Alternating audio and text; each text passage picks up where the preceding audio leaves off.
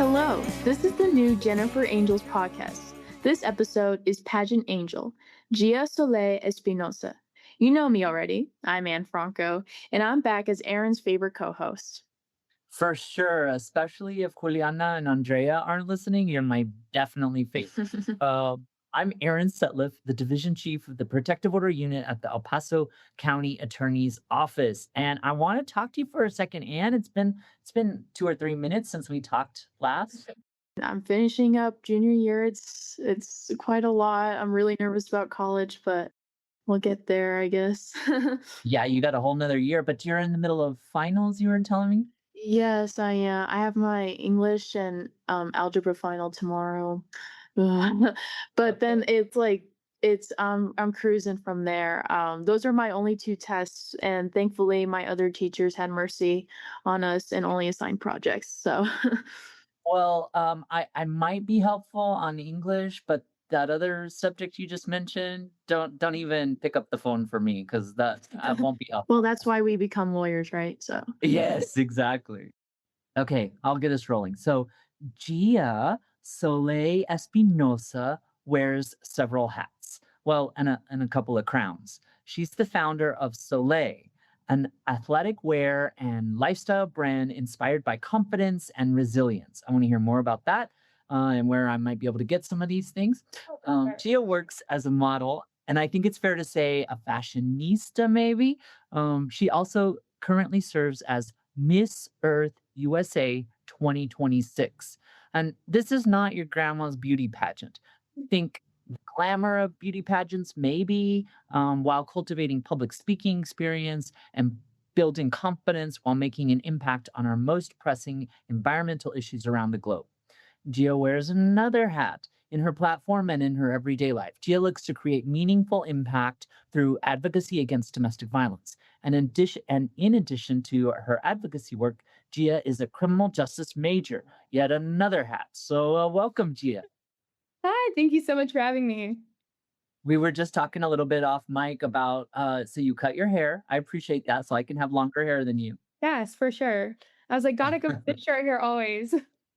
And you're headed somewhere exciting or I cool? am Miami for Miami Swim Week, so I'm gonna be hosting one of the shows there as well as walking in a few and got some volunteer opportunities available. So I'm super excited for that.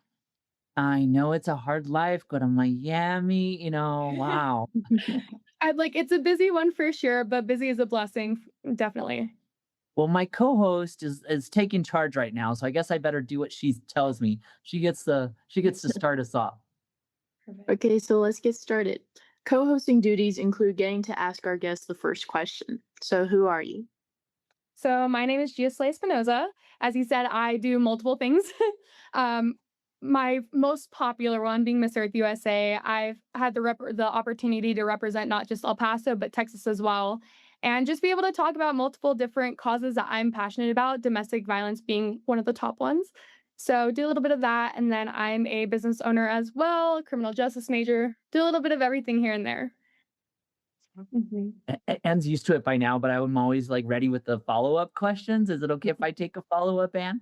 Yes, of course. Tell me about pageant work. Like I was trying to get across that it's not the old-fashioned pageant work that Yeah. people have done in the past. So sell us on how great of an experience it is. So I've had a great experience. I started when I was 17. I had just graduated high school early. And being in the business world, I just wanted to get better at public speaking and putting myself out there. I struggled really bad with social anxiety. So I did not give any presentations in high school. I would have a panic attack and immediately just did not work out well. So I just did it because I was like, this is something I have to get over and something that I need to conquer. So why not put myself on a stage and talk in front of hundreds of people? 'Cause that made sense. Aversion therapy, I think they call that, right? So, and honestly, my first pageant, it was the best experience. I learned so much and I learned so much from such amazing women. And I just grew as a person from when I started my journey and then 4 years later now. And finally, I competed for Earth USA. I competed for Team Miss Earth USA 2 years and then for Miss Earth USA. So I was on the first reality show in the US that was pageant based. So did that last year as one of the top 12 finalists for Miss Earth USA and then won this year. So it's been an incredible experience. forever grateful. Would not be where I'm at now if it wasn't for it. It sounds like it. And then you said you're a businesswoman. So where can I get those athletic wear, or Yes. is it not meant for So me? currently we're just doing women. So I Okay. actually I can have that rock it, brand via maybe. Soleil. You know what? By all means, I would love to see you in it. It'd be amazing. We're 100% eco-friendly as well, which is great. But I had my brand Geo Soleil and started that. But at the time, I just did not know where I wanted to go with the brand and was just kind of on a self-discovery journey. And I think that made having a business hard. We're not understanding who I was and what I wanted. So took a break from that, and then we're going to be officially launching sometime September, October. So right before I go to internationals, which is a little crazy, but very much how my Yeah. life is.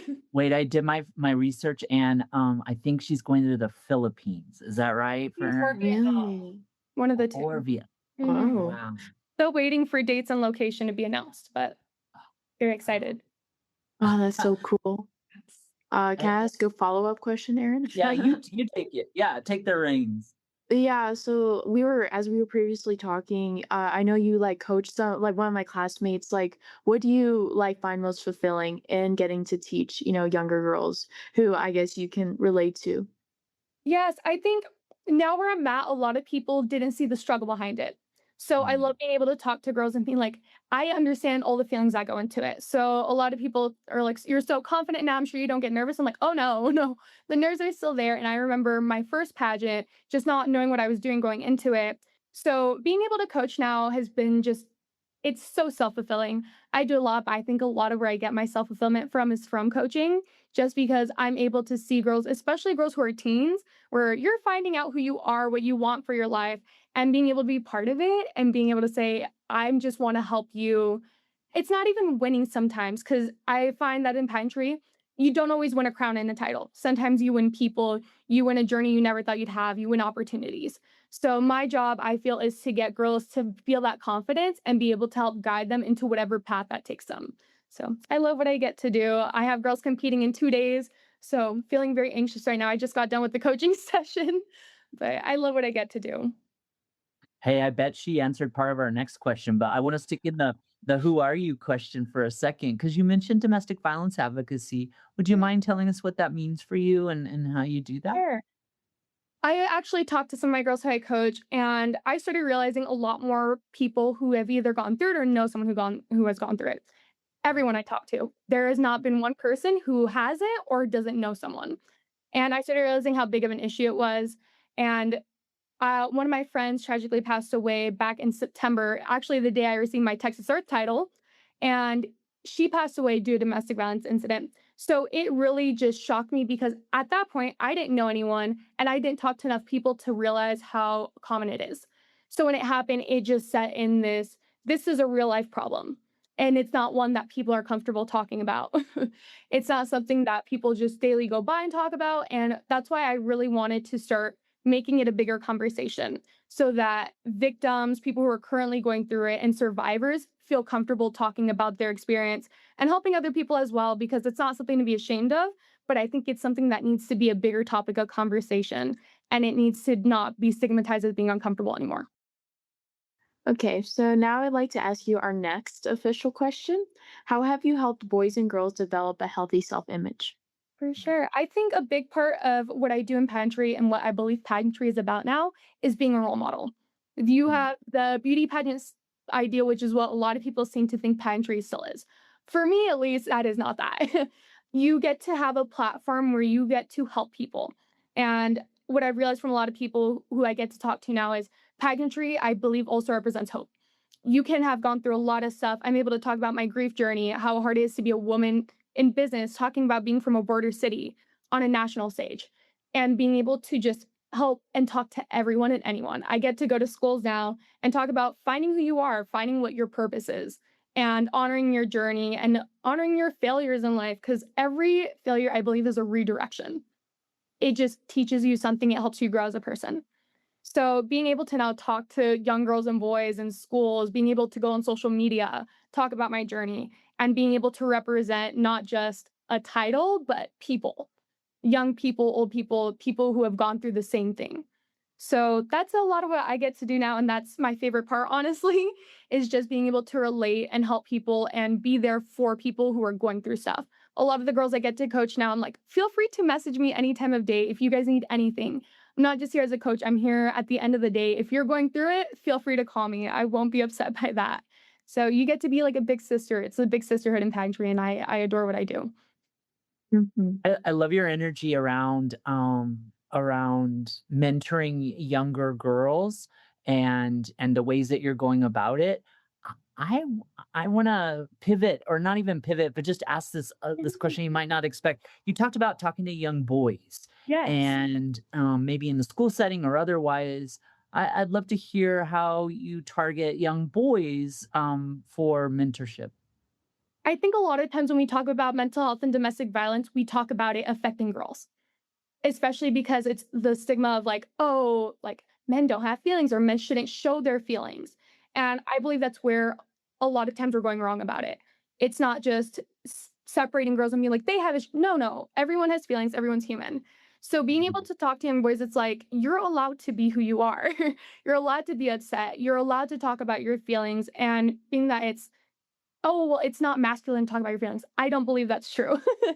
And I think trying to teach them when they're young is how we're going to expand in the future and just how we're going to grow as a community in general.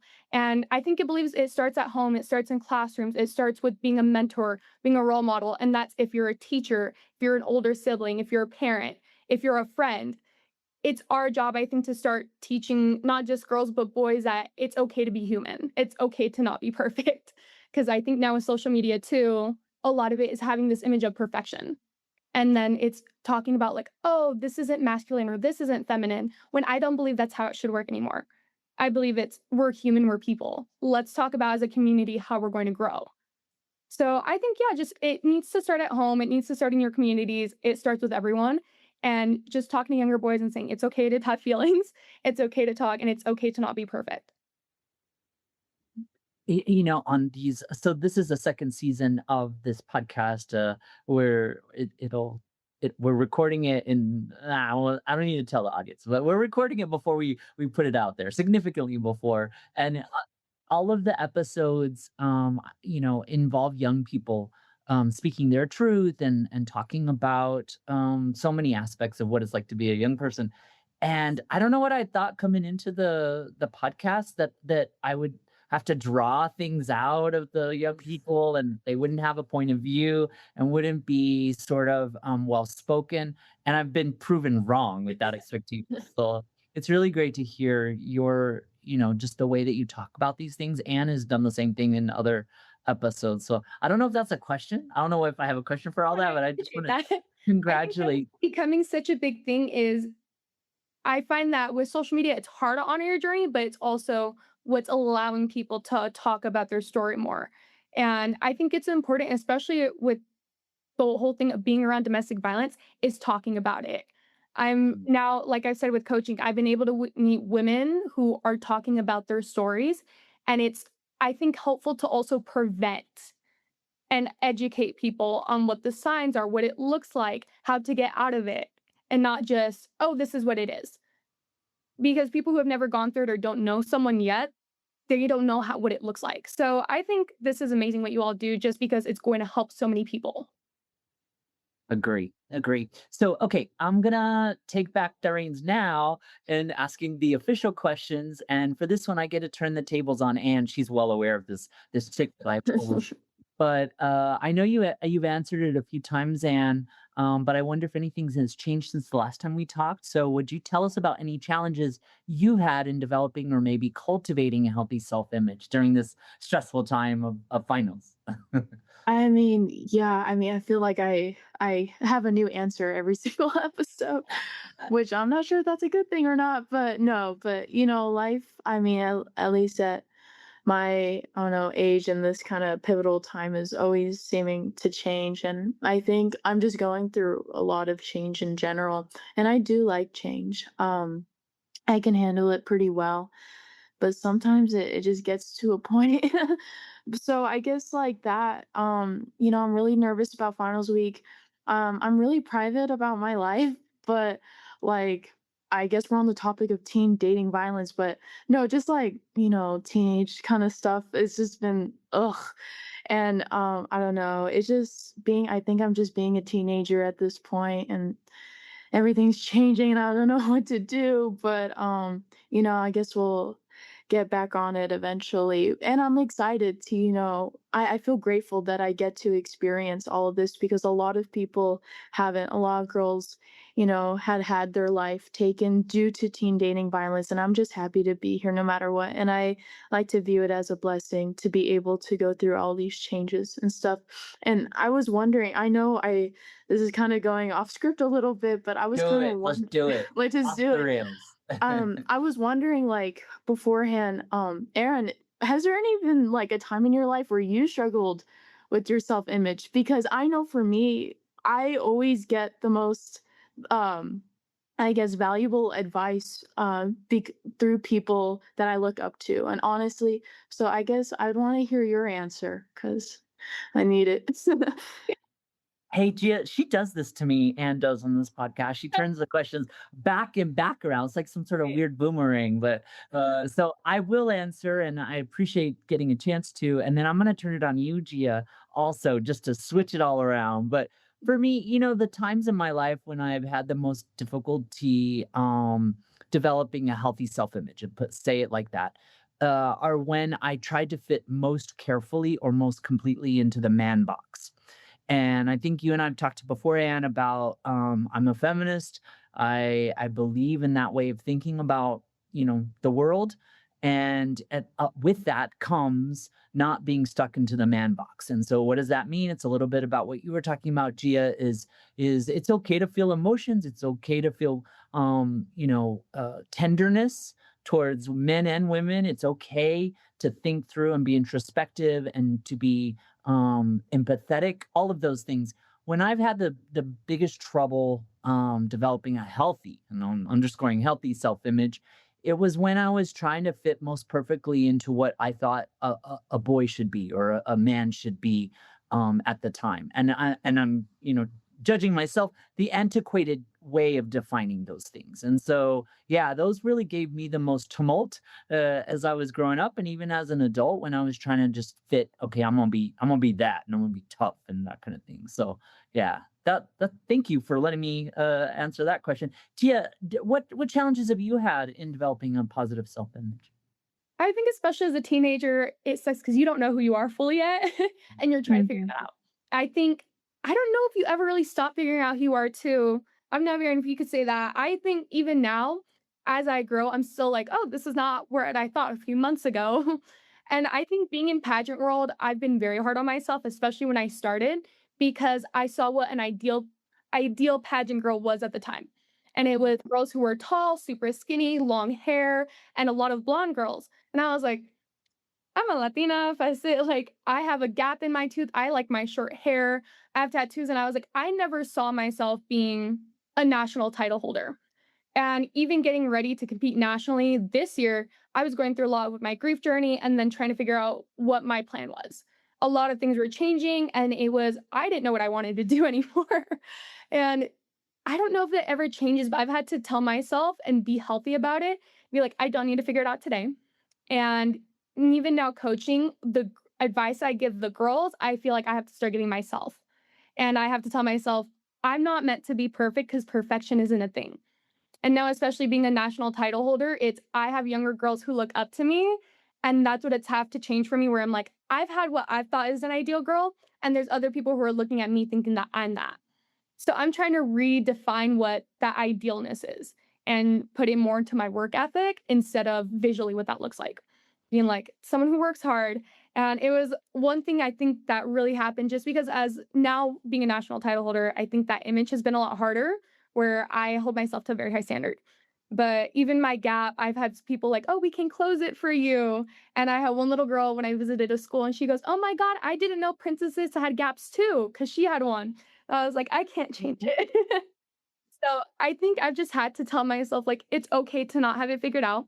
And it's okay to not be what I think perfection is, because perfection I don't think exists. Everyone has their own definition and ideals. But just being gentle with yourself and being patient and saying, it's okay to not have it figured out, and this is my journey. And I don't know if I'll ever have it figured out, but just being proud of where you are and putting the work into what you want to be. So I think that's that. I don't have it figured out. I don't know who does, but yeah, those are good points. But the more I talk to people, the more I realize that people don't have it figured out. Even the people who seem like they do not. Yeah, it's all our first time living. So What's that? Let's get that as a t-shirt, right? Yeah. Okay, yes. it's your responsibility, co-host, to get us back on target. Yes. Okay. So I guess it's up to me to get things back on track after we snuck in some additional questions. It's time for our famous magic wand question. I'll answer this one first and then I'll pass it to you, Gia. If you could wave a magic wand, how would you help all girls and boys as they grow up and to participate in healthy relationships? Okay, so I answer it first. Okay. Let me give me a second to think. Okay, so I think participating in healthy relationships, it's not necessarily one dimensional and it doesn't always look the same for everybody. So I guess if I had to wave a magic wand, it would be, to have that understanding, like I literally just said, it's everybody's first time living. And that doesn't mean that you get to condone other people's bad behavior, but that means that you get to open your heart to forgiveness and to the small things. And because I think to build a healthy relationship means to be understanding and to have empathy while also knowing your own self-worth. So yeah, if I got to wave a magic wand, I think I would have people understand that you yourself are not one dimensional and then the other person is not one dimensional either. And that's what makes relationships so perfect because if we were all one dimensional and we all matched each other perfectly, then that would be really boring. So yeah. So I'll go give it back to you. Yeah, I think if I had a magic wand, it would for everyone to have good support systems. The more I get to talk to people, the more I'm realizing how many people lack that. And a lot of my journey is I credit to my support system. I've been able to really have a team that just believes in me, supports me, and truly loves me. And I think that word love is something I've been talking to people a lot about. Everyone has their different definition, but just having someone who believes and supports you and wants the best for you. And especially in relationships, having someone who genuinely cares about you and has your best intentions. And I think it's just having someone who has a support system and a good role model to look up to and is willing to listen to other people. And that too, I've realized is a lot of people find it hard to listen. A lot of people hear, but don't listen. They're not understanding. So just being able to talk about their journeys and have someone they can talk to, I think is the utmost importance in relationships, regardless if it's a dating one, if it's a friendship, a parental, family, anything. I think that's where it needs to start. And I think that's what people need to start looking at too, is becoming a good role model for people. So I think that's the biggest thing though, especially in healthy relationships, is just having someone outside of that that they can look up and talk to. You'd think she was a professional speaker or something, and you would think Right. she's been practicing or something. She just has really Okay. smart. The more I get to talk about it now, the more I've been able to learn a lot from people and just figure out what the change is that need to be made are. Especially like I'm sure even with this podcast, I think people aren't realizing that they have the power to make a difference and small actions too. So I've been able to learn from great people and get an understanding and figure out where changes need to be made and start talking about that. So Agree. No, yeah, I really appreciate your articulation. I was noticing you hardly use any filler words like and like and like I know that I was like, wow, that's impressive. I've Well, I was gotten like, she used to probably it. talks for a living, so but I need to work on that. Honestly, when I started 4 years ago, so many filler words. I think now just getting so used to it and having to think so quick on questions, gotten very used to just having answers really quick. And luckily, when it comes to topics of conversation like this, I know enough, I think, where it makes answering a lot easier.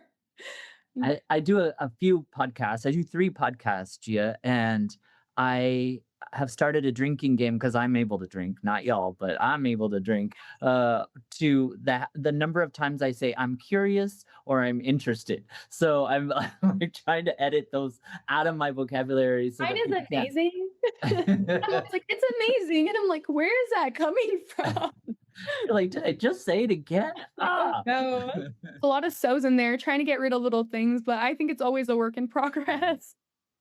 Amen. Amen. Hey, Gia, we both have to thank you so much for joining us today. It's been fun to hear about your pageant work and your entrepreneurial interests, and your advocacy is just really amazing. We're thankful that you've taken it up. Thank you so much for having me. Before we get to this week's Angel on the Street, I'm excited to let you know about a new financial supporter of Jennifer's Angels. This season, the Center Against Sexual and Family Violence, CASFI for short, joins Jennifer Ann's group in funding this podcast. Serving survivors of violence in El Paso, Culberson, and Hudspeth counties, CASFI ranks as the largest domestic violence shelter and resource center along the U.S. Mexico border. Consider heading to casfi.org, Facebook, or Instagram to learn more about CASFI. Hi, it's Vera Chacon, Angel on the Street, and today I want to talk about how dating can affect your everyday life and mental health. Okay, so growing up, dating always seemed like something exciting and almost perfect from the outside. For me, it was Disney Channel movies, influencers, and even some of the people around me that made it seem like relationships are supposed to complete you or simply make life so much easier. But the more I've grown up and the more I've experienced, the more I realize that dating can affect you a lot deeper than what most people think. A relationship can change the way you see yourself. The right person can make you feel supported, confident, and understood. But sometimes in unhealthy relationships, people lose themselves trying too hard to make someone else very happy. I think that's why maturity matters so much when it comes to dating. It's not just about liking someone or having similar interests, it's about knowing how to respect another person while also respecting yourself. No, at the same time, I do think relationships are really beautiful things and are a great part of growing up. They teach you how to trust people, how to communicate better, and how to care about someone beyond yourself. Healthy relationship can motivate you, makes you laugh in those really hard times, and just reminds you that you don't have to go through life alone. I think the best relationships are those that make you feel peaceful instead of stressed and help you grow rather than hold you back. For me, I think dating, however, should never become your entire identity. In my personal experience, sometimes you get wrapped into a relationships and you forget you still need your own goals, your own friendships, values, and independence. Especially now as we're getting older and thinking about our futures. It's important to remember that relationships should add to your life, not control it. You should never feel like you have to constantly bend your morals, ignore boundaries, or make yourself feel small just to keep someone around. The right person won't ask you to become any less of yourself to make them feel comfortable. I think in relationships, respect is one of the biggest things people overlook. It's such a simple concept, but respect means communication, honesty, and understanding boundaries. It means realizing that another person has feelings and experiences that deserve to be taken seriously, as well as your experiences being taken seriously. A mature relationship isn't about controlling each other or constantly trying to prove something on social media. It's about trust, patience, and being able to communicate even during those really difficult moments. Another thing I've realized is dating teaches you a lot about yourself, shows you what you truly value, what you can improve on, and what you need emotionally. Sometimes relationships work out, and sometimes they don't.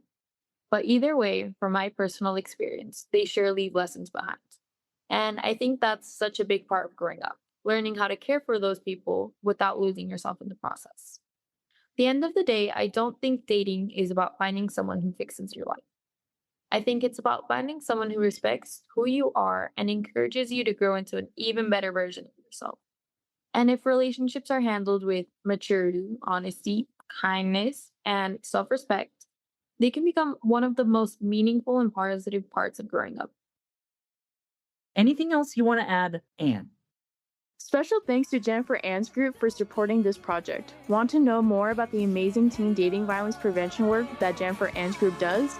Head to jenniferann.org to find out more and then follow them on Facebook and Instagram.